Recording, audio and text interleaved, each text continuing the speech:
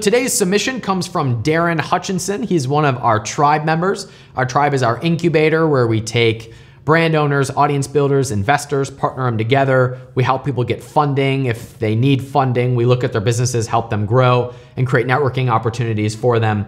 And Darren's company is called Lockwood. They sell leather iPhone cases. He says his ideal customer are male professionals and entrepreneurs aged 25 to 45 who appreciate versatile tech and travel accessories inspired by classic and minimalistic design.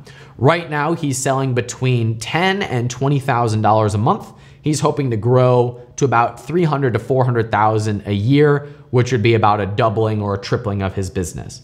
All right, Darren, so I am looking at your business. First of all, I want to give you kudos for having a really clear idea for who it is that you serve rather than the products that you sell. Big difference identifying who you sell to and what you sell. Problem I see, however, is there's a disconnect between those two. You're very clear about who it is that you're selling to, but you've really only got one product.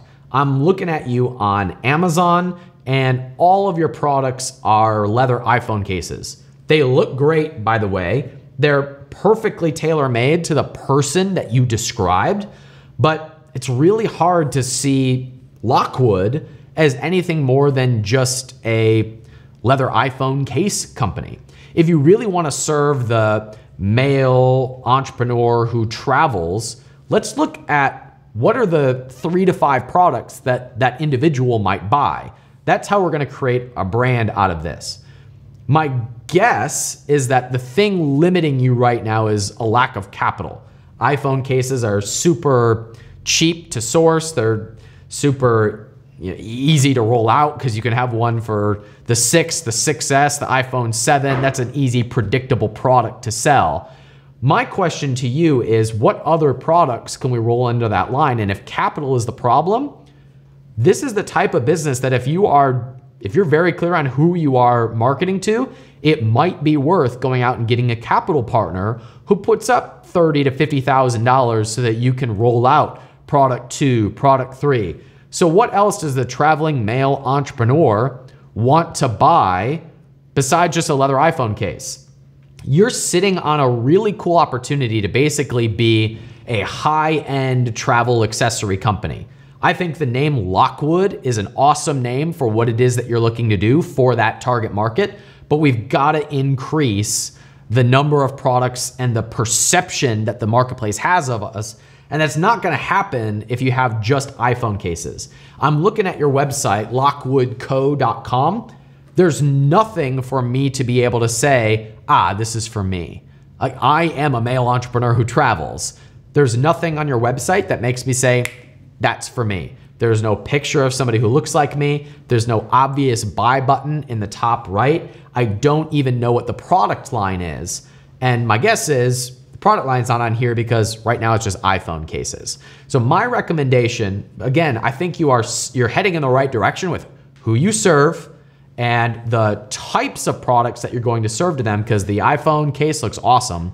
My recommendation would be make a list now of the next 3 products you'd roll out to that person. And if capital is the biggest restraint, go out and get a capital partner. And I would start featuring the products that will serve that target market here on the website. So people like me, who are your target market, come to your website, see your store and say, that's for me. I want to be part of this business. Then you can go out and advertise on the podcasts that service that market, the YouTube channels that service that market, the blogs that talk to that market. And that's where you're going to have your audience to drive into your business and really set you up as a legitimate brand. The hidden lesson in that analysis is that your ideal customer hangs out somewhere. And that could be on blogs, it could be following certain people. And if we know how to get in front of those people, we can make any type of magic happen.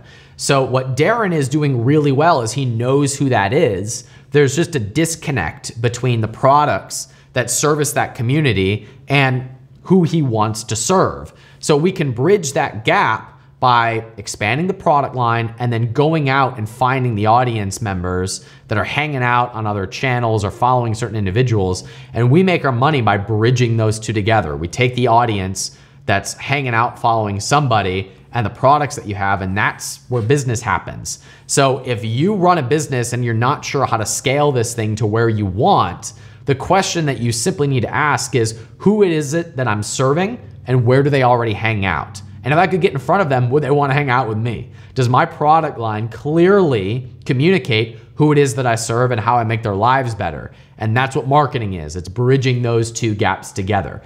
A lot of business owners are sitting on gold mines and they don't know it just because they're not going out and putting their stuff in front of the right people. We can do that very easily by spending the $500 a month or whatever it is to get in front of those people, or making the strategic relationships that we need in order to bring our product in front of our ideal customers.